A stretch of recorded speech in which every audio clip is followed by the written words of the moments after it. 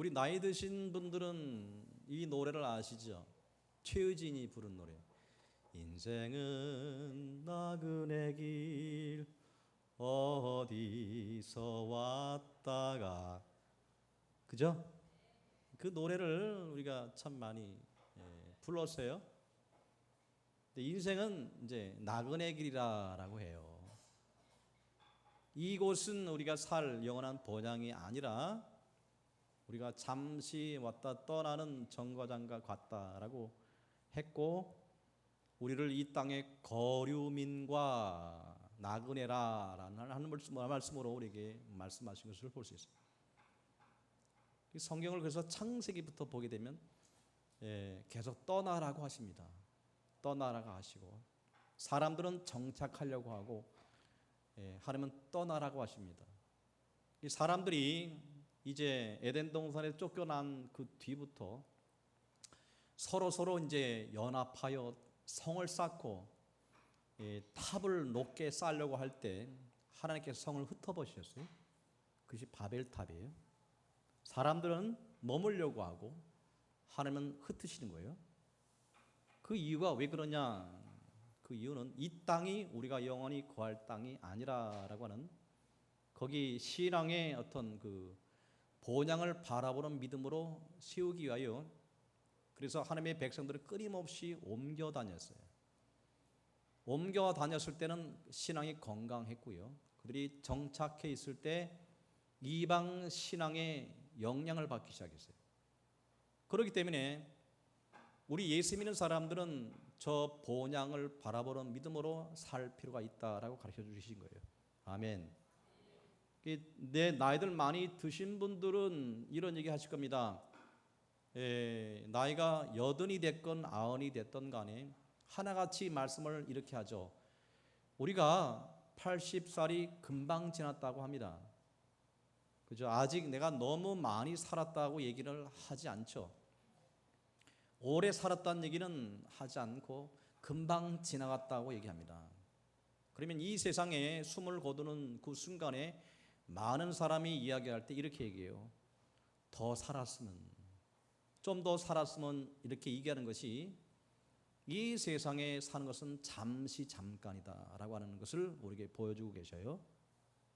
우리는 누구든 이 세상에 와서 영원히 머물러 있어 영생하는 사람은 한 사람도 없습니다. 그렇지요? 누구나 다 이 세상에 왔다가 그저 소리 없이 이제 사라지는 존재라고 하는 거예요. 그렇기 때문에 우리는 저 천국을 바라보는 본향의 신앙으로 우리가 이 신앙을 굳건히 바라보지 못하면 우리가 신앙이 변질되고 세속화가 되는 거예요. 그렇기 때문에 오늘 말씀 가운데 하나님이 주신 말씀이 뭐냐? 자꾸만 하나님께서 떠나라 하시는 것이죠. 그런데 가나안 땅을 바라보고 떠나는 것은 우리가 이해가 되는데, 애굽으로 내려가라라고 하는 말씀을 볼 수가 있어요. 이거는 우리가 갖고 있는 우리 신앙과 말씀하고는 좀 거리가 있잖아요. 아브라함이 애굽으로 내려가려고 할 때 가뭄이 들어서 하나님이 내려가지 말라고 하셨고, 이삭도 또한 동일하게 말씀합니다. 애굽으로 내려가지 말라고 하셨습니다. 아무리 가뭄이 오더라도 애굽으로 내려가지 말라고 하셨습니다. 근데 오늘은 뭐라고 얘기했냐면, 자, 애굽으로 내려가라라고 하셨어요. 자, 보면 3절을 같이 한번 읽을까요? 자, 시작.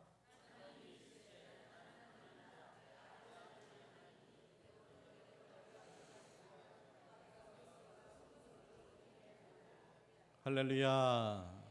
자, 하나님이 애굽으로 내려가라라고 한 그 말씀을 들어서 70명이, 야곱의 식구들이 70명이 애굽으로 내려가는데 430년이 지난 다음에 그들이 가나안 땅으로 돌아올 때는 몇 명 되느냐? 장정만 60만이라. 그러면 전체 인구를 따지면 200만 넘는 인구가 돼요. 그러면 200만 넘는 인구가 430년 동안에, 자, 70명이 그렇게 불어났어요. 자, 불어난 것은 그런 목적을 갖고 하나님이 애굽으로 내려가라라고 하셨는데, 분명히 우리가 갖고 있는 신앙의 그 본질과는 차이가 있잖아요. 그래서 때로는 언제는 하나님이 애굽으로 내려가라라고 하시기도 하고 때로는 하나님께서 내려가지 말라라고 하시는 거예요. 그렇기 때문에 하나님의 뜻은 우리가 잘 측량할 수 없다는 뜻을 우리가 아셔야 돼요. 처음에 아브라함에게 하셨던 것, 너는 애굽으로 내려가지 말라라고 한 이유는 애굽은 세상을 얘기하거든요. 세상으로 내려가지 말라, 문제가 생겼을 때 세상으로 도피하지 말라라고 하는 거예요. 그 세상 방법으로 해결하려고 하지 말고 오직 하나님만을 의지하라는 말씀으로 하시기 위하여 하나님이 아브라함에게 애굽으로 내려가지 말라라고 하신 것이고, 오늘 애굽으로 내려가라 하신 이유는 하나님께서 그들을 갖다가 애굽이라는 하나의 인큐베이터에 이제 담아 두셔서 그들을 갖다가 큰 민족 이루시기 위하여 하나님께 그들을 복주시기 위하여 그들을 430년이라는 기간을 정하시고 한시적으로 그곳에 내려가 있으라라고 하신 거예요. 아멘. 할렐루야. 그렇기 때문에 그 430년 기간 동안에 창세기 1장에서 27절에서 말씀하신 것처럼 축복이 그들에게 임하는데 그들은 생육하고 번성하고 땅에 충만해요. 그들이 생육이 얼마나 중다한지 그냥 나면 숭덩숭덩 나는 거예요. 그렇죠? 나면 보통 한 12명 뭐 이렇게. 그러니까 얼마나 다산의 축복을 누리는지 그들이 430년 지난 동안에 인구가 200만이 넘어갔단 말이에요. 그렇죠? 이건 엄청난 하나님의 축복인 것을 우리가 알 수 있어요. 할렐루야. 구약에 있어서의 그 축복 중에 하나가 다산의 축복이에요. 자식을 많이 보는 것이 큰 축복 중에 하나예요. 우리 헌신 예배드리는 10여전도에 다산의 축복이 임하시기를 주님의 이름으로 축복합니다. 이러네. 자식이 많이 있으면 좋더라고요. 키우기 힘들지만 그렇죠? 이만큼 하나님께서는 애굽에 내려가는 뜻은 그들을 생육하고 번성하고 땅에 충만하기 위하여 그들을 갖다가 하나님께서 애굽으로 내려가라 하셨어요. 왜? 그곳은 이제 나일강이 흐르고 항상 풍년이 있는 곳이기 때문에 하나님께서 그들을 잠시 거기에 머물게 하시면서 그의 자손을 번창하게 만드신 뜻이 있다는 것을 아셔야 돼요. 할렐루야. 할렐루야. 하나님께서 이 세상에 우리를 두시고 세상에 우리를 두시고 여러분이 세상에서 뭘 합니까? 예수 믿는 사람만 따로 모여서 우리가 사업하고 하지 않고 예수 믿는 사람만 따로 모여서 하지 않게 하시고 세상 속에 들어가라 하신 것이고, 여러분이 세상에서 돈 벌고 농사 짓고 장사를 해서 벌어먹게 하십니다.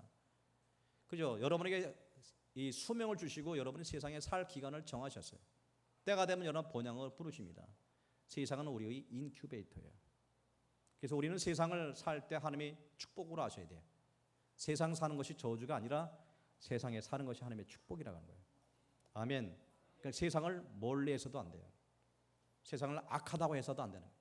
세상의 가치관이 나쁜 것이지 세상은 나쁜 것이 아니에요. 생명이 있음을 축복으로 여시기를 주님의 이름으로 축복합니다. 여러분 건강이 있어서 학업터가 학교가 있고 친구가 있고 안 믿는 친구가 있고 그렇죠.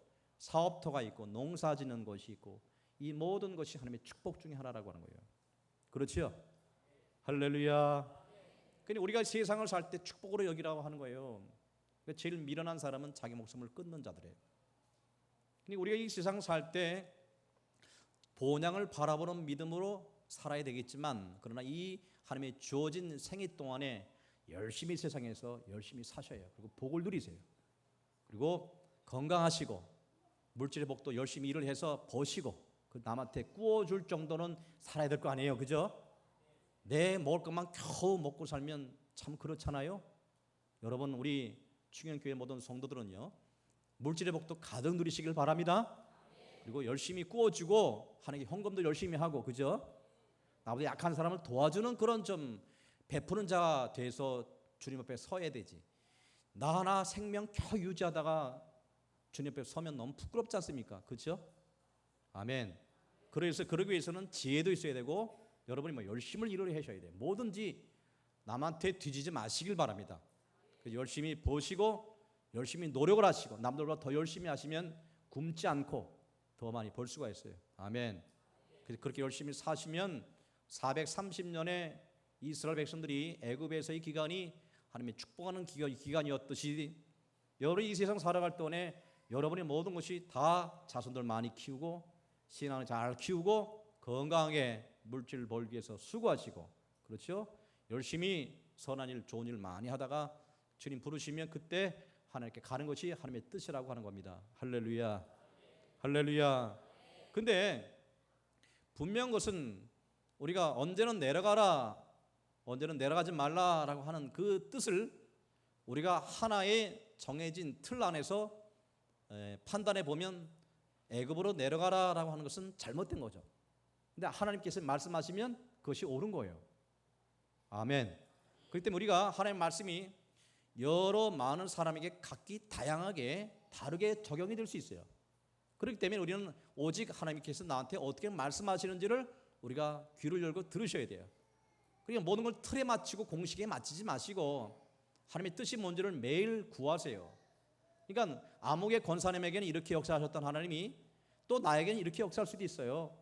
그 때문에 저 사람한테 역사하신 하나님이 나한테 다르게 역사하실 수 있는 하나님의 뜻을 우리가 구해야 되지, 공식처럼 여겨서 나와 같지 않다고 틀렸다고 그러면 안 된다고 하는 거예요. 먼저는 중요한 것은 우리가 말씀에 있어서 하나님의 뜻을 구하시고, 그죠? 여기 보면 야곱이 애굽으로 내려가기 전에 뭐 했냐면, 여기 보면 부엘세바에 이르러 이삭의 하나님께 희생 제사를 드렸다고 하셨어요. 그러니까 모든 일을 결정하기 전에는 뭐하라? 반드시 물어보라고 하는 거예요. 하나님의 뜻을 물어보니까 하나님께 뭐라 말씀하십니까? 너 애굽으로 내려가기를 두려워하지 말라. 내가 거기서 너로 큰 민족을 이루게 하리라. 할렐루야.